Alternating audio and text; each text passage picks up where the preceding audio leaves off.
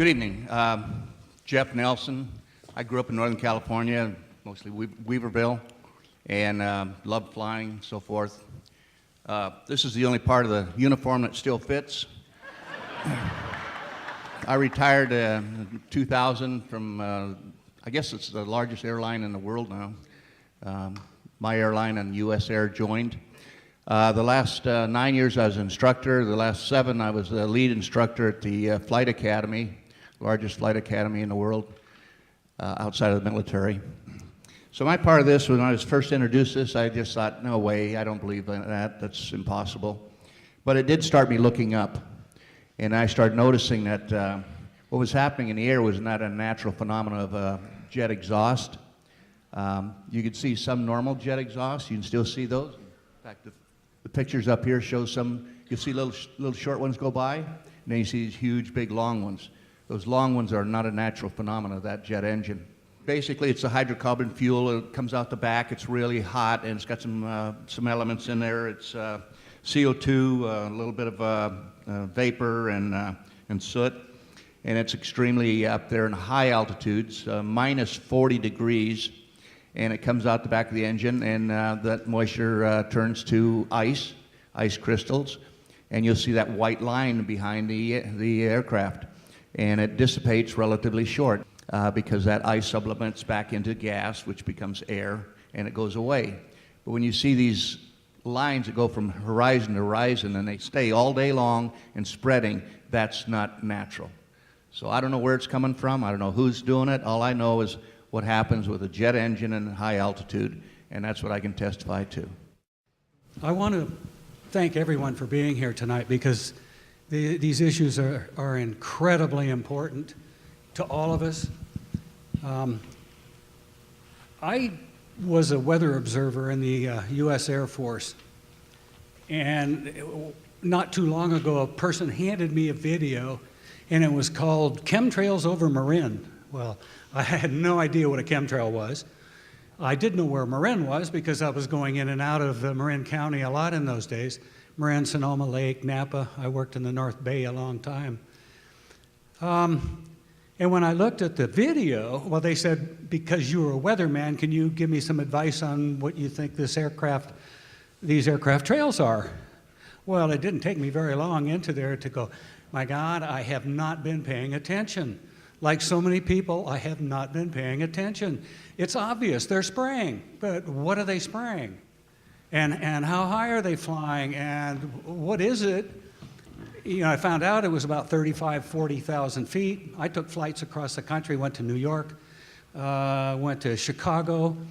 But anyway, I'm seeing this layer at 35,000 and 40,000 feet and going, how is that possible? In order for a particulate to stay in the sky that long, it has to be nano-size. It has to be really small. I realized that it was a weather modification program, and the biologist in me went, wait a minute. If you start modifying the weather, you're changing your precipitation areas, you're changing the times, you're going to be affecting every species that now is using that water. And if you take the water from one place, somebody else isn't going to get it. Okay? So what we're ending up seeing now is we've got floods right next to droughts. It's a serious situation. You can change your ground microbes, you can change the plants, the timing of the plants and the animals. You can change the whole thing. And I started looking at all the dead trees. I thought maybe it was just sun and high UV. Well, that was part of it. But also, the tests started coming back where we've got literally tons of aluminum. The aluminum that we were finding, I started testing lichens because they only get their stuff from the air. And the lichens basically, the test in Calistoga came out 40,000 micrograms per milliliter, which is huge. There should be 0. And the same thing happened for Middletown.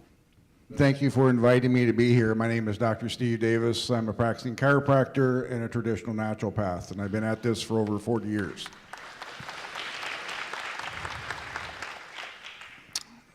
We have an epidemic of DNA damage. Every time you go to a doctor with a complexing myriad of symptoms and they run a battery of tests and they tell you they don't know what's wrong with you, it fits into a category of your DNA has been damaged somehow and you may never get well.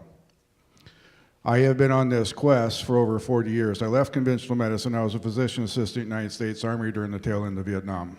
And when I saw the drama that was going on in Vietnam, and I saw the issues that were happening with our healthcare, I left conventional medicine, went looking for natural medicine to cure those that were in these terrible states. In the DNA damage, you can look up on any Google site and you'll see radiation, chemicals, minerals, toxic elements, or the cause. We live in a sea of ongoing toxic soup, and we all are affected. It is a frog experiment gone bad. Dane just shared what would happen if geoengineering continues to go, and if we continue to have radiation from Fukushima, if we continue to immunize everybody for every scourge, if we continue to modify our food, GMO, if we continue to take conventional and non-conventional medications, it may come quicker. Good evening, everyone. My name is Bill Chappelle. I am a Shasta County Board Supervisor. I'm probably, thank you. I guess I'm in fairly minority here tonight, and I'm not an expert. I don't know really a lot about this geoengineering. I came here for support. I do believe we have something wrong, okay? Something's going on. A few months ago, we did write a letter, and it was at the request of Dane Wigington and part of his committee, or whatever he wants to call it, that came up to our board meeting.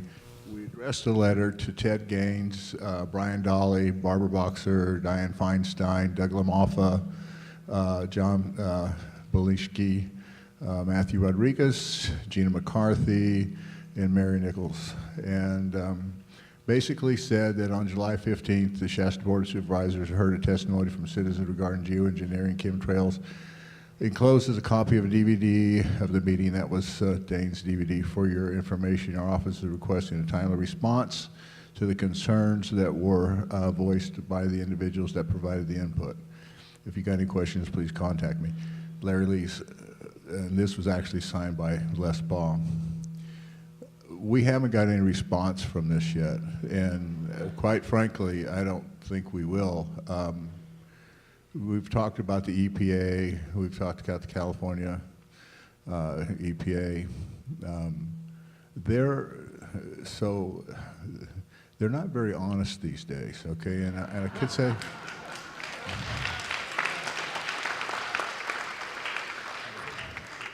they're somewhat corrupt. I did get some email in my office that they thought I was a Looney Tune for coming here, you know, and they won't vote for me again or whatever, so that kind of happened. But I did get a letter the other day, which was oddly enough, was the date October the 9th, and it was, we received it in our board office October the 20th, and this is basically addressed to the supervisor, and it says, "Dear supervisors, Pacific Gas and Electric Company, located at 77 Beale Street, San Francisco, California, 94105, will continue a weather resources management project, cloud seeding, during the 2014-2015 winter in the Lake Amador, Butte Valley Reservoir, Mountain Meadows Reservoir watersheds.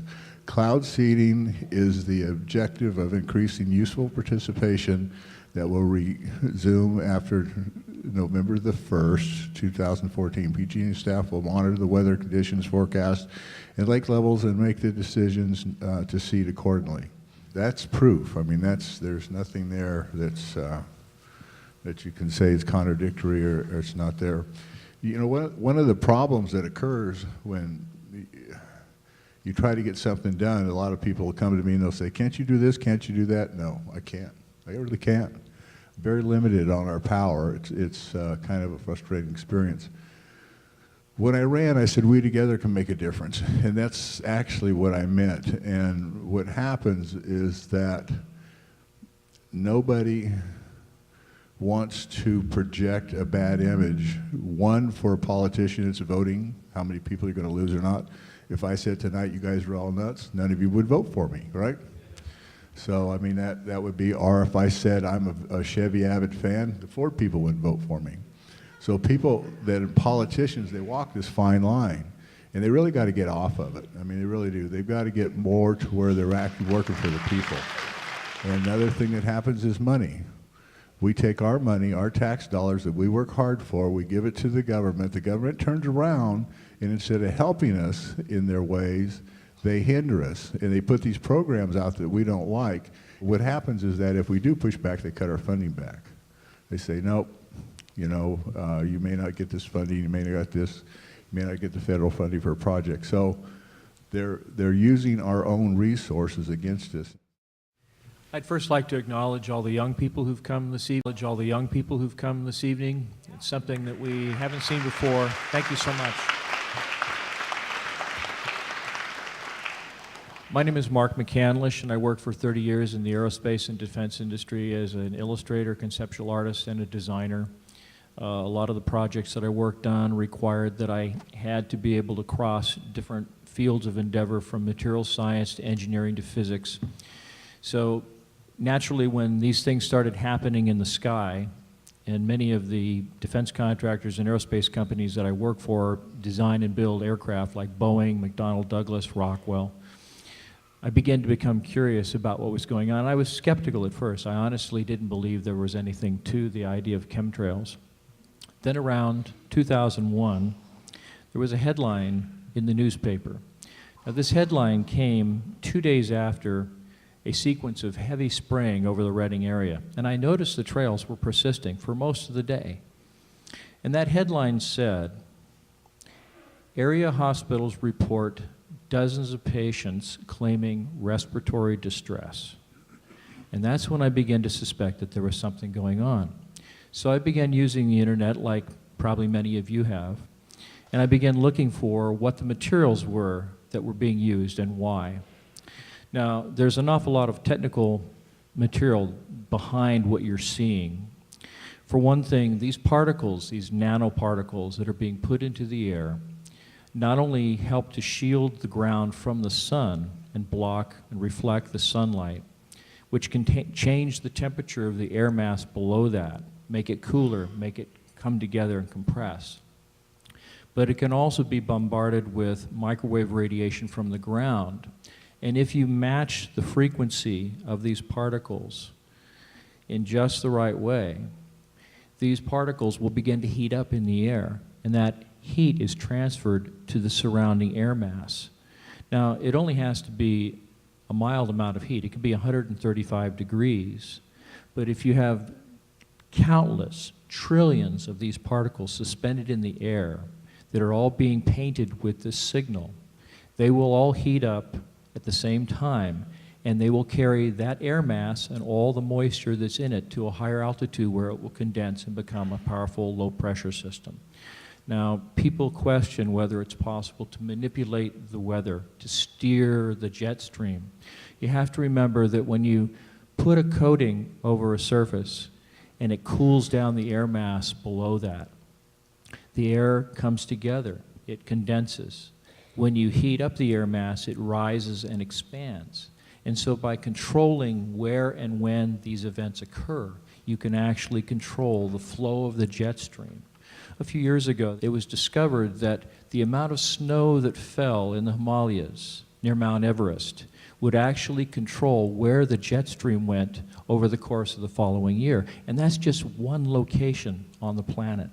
But if you have thousands upon thousands of planes spraying this material in different regions around the world, all at the same time, you can just imagine the amount of chaos that this will throw into the weather system for the entire planet.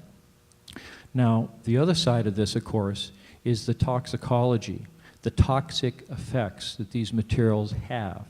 Now, if this ball right here was a red blood cell, something you can't even see without a microscope, you could line 50 of these particles up next to a single red blood cell. That's how tiny they are. They can be absorbed right through the skin. And of course, there's almost no filtration system that you can wear that will prevent these things from being introduced into your body during respiration. It was an Air Force study, a United States Air Force study that was conducted between 1993 and 2001. It was called In Vitro Toxicity of Aluminum Nanoparticles in Rat Alveolar Macrophages. Sounds real technical, but all it says is aluminum nanoparticles have a toxic effect on the white blood cells, the part of your immune system that exists right in your lungs, in the alveoli, the little air sacs that expand and contract when you breathe. Okay, this is your first line of defense against infection. So if you are able to suppress the activity of the immune system in the lungs, it means that anything else you put into the air, it'll go right into your system without your being able to defend against it. This is why it is so serious, not just at a toxic level, but as an epidemiological situation in terms of infection. And with this scare that we're having now about Ebola, you can just imagine what might happen if the wrong material gets sprayed in the air. Greetings, I am Francis Wayne Mangels. I live in Mount Shasta. Qualifications first and then a little bit. Bachelor of Science with honors, International School of Forestry at Missoula. Master of Science Zoology, Montana State University. Psi Sigma Pi Scholarship in Community Service. California Community Colleges credential. How about that? Mensa International. And the next step that's a magnitude above that, Intertel. God dang. Yeah, I'm 10 times as good as a Mensa. How about that? But the thing I want to tell you about is I'd like you to, I've got data about biology. I've got some observations here about stuff we've actually seen and have proven. There's another website out there by John White where I debunk the debunkers, the people who told me it was BS, but there's about 90 points on here that the debunkers haven't been able to touch for about 6 or 7 years. So I think this data here is going to stand. And you're free to ask me anything in the realm of biology, natural sciences, range, wildlife, and some of the stuff I'm seeing is pretty disheartening. Now, I'd like to get on to some of the people that got questions here now, so I'm cutting this a little bit short, but I hope you got good questions, because by golly, we sure have answers up here. I had a conversation with a geoengineer over in the United Kingdom, and he told me when I began to discuss chemtrails, he said, I'm a scientist, that's bunk, and the only way you're going to show that to me was one of two ways. He said, you're going to either capture the cloud and break it down to its elements, or he said you can use what's called spectrum analysis. And basically there are units that you can stand on the ground, and they can, I guess it's a laser device, they can see into it, and they use this to see atmospheres and other planets. And basically, you can see what those elements are of the chemtrail. My question is, as scientists, how does that sound?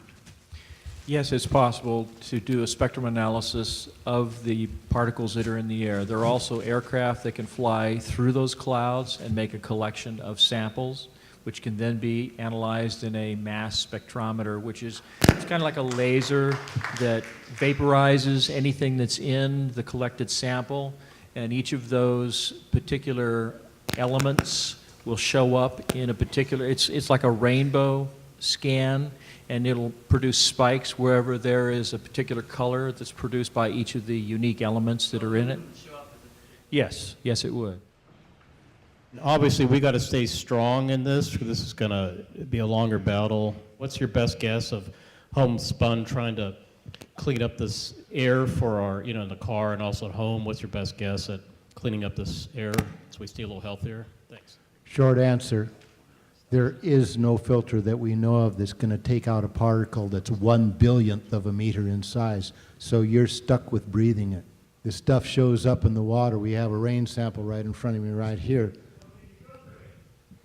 No, you can't filter it out of water either. There's no way to get 1/billionth of a meter particle out of there. By the way, smoke, cigarette smoke is 1/1,000,000th of a meter, and we're dealing with something that's 1,000 times smaller than a particle of tobacco smoke. So in the process of being stuck, going back to it, you must create a daily awareness of detoxing that your body will remove it. Your body has been given God-given abilities to remove these toxins. Magnesium as an element, 2 elements of magnesium will remove 1 aluminum. So you must, everybody is magnesium deficient. You must increase that. Other things as well. As your body discharges out the toxins, particularly aluminum, heavy metals, mercury, etc., it's in your colon. The first 2/3 of your colon's job is to reabsorb what it is. Your body has this tremendous ability to recycle. You got to block the recycling mechanisms on metals. Chlorella and other algae will do that. So there's more on that.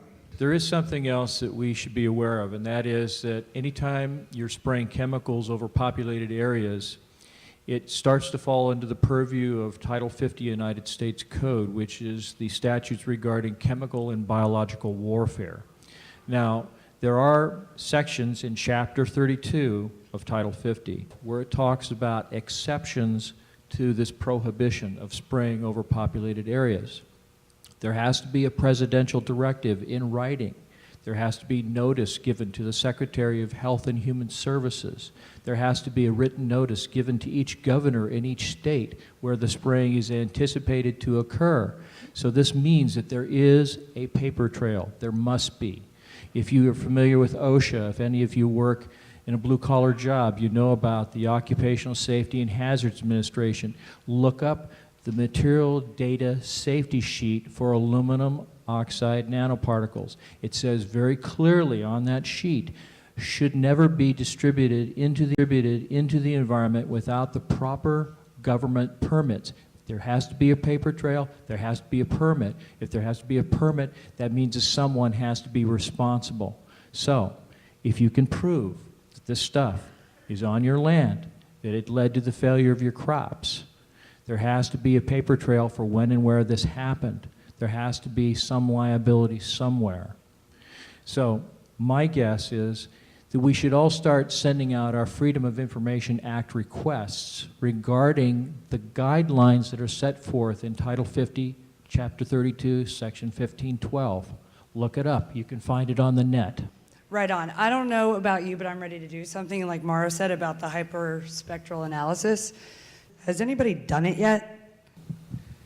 I think Clifford Carnicom down in New Mexico has. That's how we originally determined what the materials were in the chemtrails, the aluminum, strontium, and barium.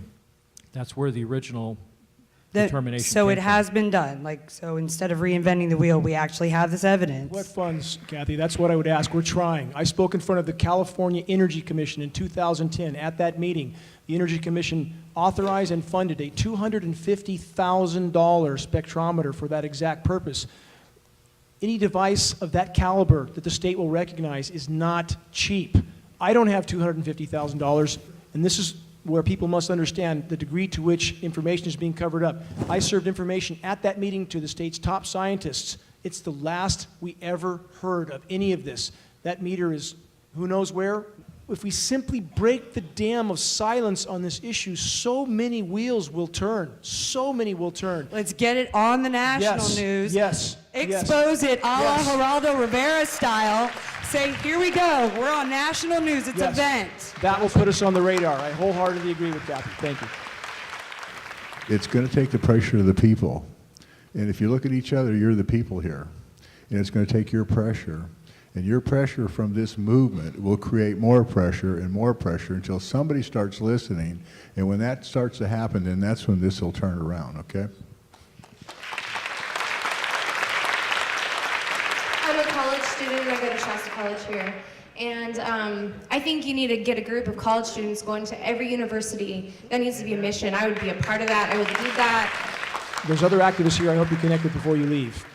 If we can build that list and build that list of contacts in colleges, as you suggest, Geoengineering Watch will do its best to supply as many flyers as we possibly can for free to those groups. If I can just have the help in locating contacts in those locations, we'll supply them as much as we possibly can. The real question that I have is, there's been samples pulled from the air and the water, but has there been any samples pulled from the airline filtration systems from high altitude airlines? As far as collecting samples from aircraft of the chemtrails and trails that are being left by other aircraft, yes, there is a company, I believe it's called Atmospheric Analytics Incorporated. They have what amount to Learjets that have these little devices on the side that'll suck in the air sample and collect it. So yes, there is a way to do it. It's not cheap, but it can be done.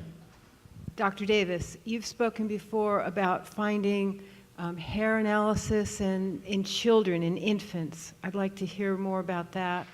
Is that in the Bible we're taken from dust and we're going to go back to dust. The dust is the 103 elements of the universe. We need 64 of them in the right ratio that allows our genetic expression to be all it can be. What I find on a regular basis, the average American is deficient on all lines in this mineral war. However, the toxic elements are extremely active, and they will take on and they'll sit on a receptor site where the normal nutrient metal should be. So as an example, aluminum will sit where magnesium should sit on the receptor site in the behavior of a cell. So the drama is, going back to a question about air filters, this is nanoparticles. This is beyond what your eye can see by 30,000 fold. This is something you cannot filter out. And yet when you breathe it, it goes straight into your nostrils. You have no defense against it. It will end up in your brain. And then as you breathe, it'll also go into your lungs. There's no defense to get that. However, you do have a God-given ability to get that out. So at the final day, what you have is there a way to test if I am poisoned? And the answer is yes. The drama is your body will not allow it to stay in the bloodstream. So doing a blood test is useless. Doing a urine test is useless because your body's desperately trying to get rid of it. It'll get rid of it through, it may store in your kidneys and in your liver. Anybody want to do a kidney biopsy? No. So the most efficient, inexpensive way to do things are with clinicians who would do DMPS and DMSA challenges, which will force the cells to let it go. However, those particular procedures sometimes are toxic, and you have some difficulty with that because you're freely letting go for the first time a toxic load. For me in my house and my clinicians I work with, we use a simple hair analysis because it's an excretory canal to get rid of poisons, because your skin is your third kidney. You get rid of poisons through your liver, through your colon, through your kidneys, through your skin. And your hair just happens to be living in your skin. So whatever is in your bloodstream will show up in your hair. So the point is, question, taking baby's hair and then shaving it, sending it off to a CSI lab, and getting an analysis back. In a perfect world, you should have no aluminum, inorganic aluminum in your body. And when that mark comes back high, when cadmium comes back high, when strontium comes back high, and barium comes back high on babies, we have a toxic problem. Thank you. Yes, my question is for Mr. McCandless. I recently read a paper you wrote describing how the nanoparticulates were used in the jet fuel to create a stabilization in the fuel at high altitudes. I found that very interesting. The particular practice of putting nanoparticles or nanometal particles in jet fuel, there was actually a NASA study that was done, released in May of 2001. Yes, there we go, right there. It's entitled Nanotechnology and Gelled Cryogenic Fuels. Now, the study goes into a lot of different areas, everything from rocket propulsion to regular turbojet engines, the kind you see on airliners, including the proposal to include jet fuel A and JP8, which are fuels that you find in jet airliners and military aircraft.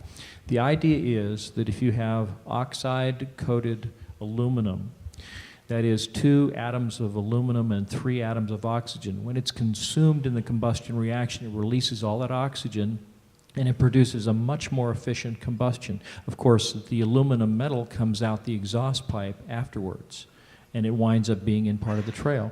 The trick is that you're essentially containing an oxygen supply in the fuel itself, which means you can go to much higher altitudes where there's not that much oxygen. It gives you an advantage militarily. It gives you an advantage as a commercial carrier because you can go much further on less fuel. The problem is, eventually it comes down as fallout that we breathe. First of all, I want you to bring up, I'd like to bring would be the correlation between HARP and the enhancement that HARP does to the geoengineering. Most people have heard of the HARP facility. It's an ionosphere heater. The acronym is High Frequency Active Auroral Research Program. But there are at least, we believe, 2.5 dozen of these large ground-based facilities around the globe, an unknown number of smaller RF transmitters. They appear everywhere on the radar. And the radio frequencies are a huge part of the climate modification. So we're all walking antennas at this point, literally. We're more conductive. The atmosphere over the continental U.S. has been measured at 400% its historic conductivity. All this enhances the RF frequencies. And again, in the case of HARP, we're talking about 3.5 billion watts, billion with a B. There are no studies on much of the long-term effects, but these, as Mark explained very well, this is part of how they move the air masses around. Mark explained that extremely well. So these are completely connected aspects of climate engineering. You can't separate the two. So there's a lot of aspects to it other than the trails that we see so visibly. None of them benevolent and none of them in our best interest. And a biological effect to this, just so that you'll know, is that the more aluminum is in your body, the more sensitive you are to these fields. And what happens is we're seeing more and more people being energetically sensitive so that they can't even walk through a mall and other places or hold cell phones and whatnot because they themselves have become. I remember when I came to Reading in '85, we only had a couple of TV stations. We put aluminum foil on the antennas. You're now the new aluminum foil. I live in Reno, Nevada, and you had on your website an interview with the guy that was a director at the Desert Research Institute. The day after that interview happened, the sky was waffled even more than normal. And well, the bottom line was he said that silver dioxide is not harmful to the body, and that's the only thing they use in cloud seeding. And the thing that I've noticed after living in Reno for 4 years is that the more they seed, the less it rains, and wanted to know why that is. When you put these particles into the air, because they're so small, moisture and ice crystals have a tendency to naturally gravitate towards these particles. If you heat the particles up, you can then carry the moisture to a higher altitude where the jet stream will carry it further downstream like a conveyor. So you can prevent the rain from falling where it would normally fall. That's one of the reasons. And because they're preventing the rain from falling right here in California, anywhere on the east of the Mississippi, when it's got to rise again, they're getting rained on like hell. So all that stuff following in Tennessee and Arkansas is California water.